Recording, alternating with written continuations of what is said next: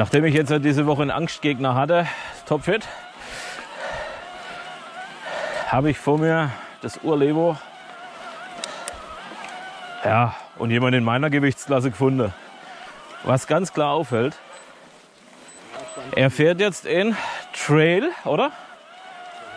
Er fährt in Trail und ich höre seinen Motor so gut wie nicht. Und das ist das, was viele, die das Urlevo nicht kennen, nicht nachvollziehen können.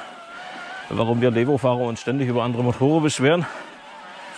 Ja, weil die Kiste, die hast du einfach nicht gehört, wenn nur unter Last. Ja, aber so ist halt.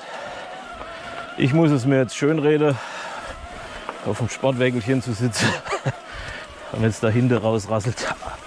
Hopp. Ist halt so. Muss ich das in Kauf nehmen.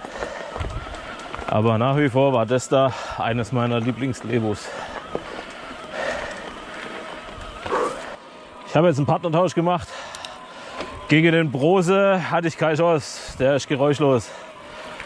Jetzt habe ich hier einen HNA getroffen mit seinem geilen Nikolai. Bosch Generation 4.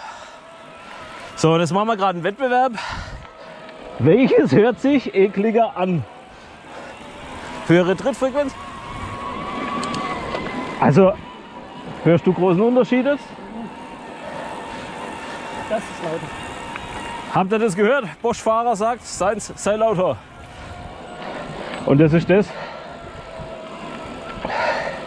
was ich vorhin zum Christian, zum Levo-Fahrer gesagt habe.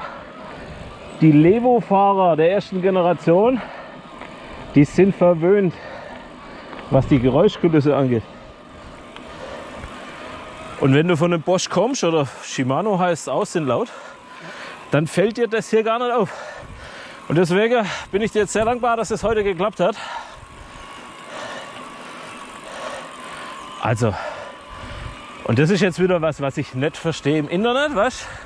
Zerreißen sie sich alles Maul, wie schlecht das SL jetzt sich anhört und wie schlimm das ist und Zumutung. Und in Wahrheit, real life,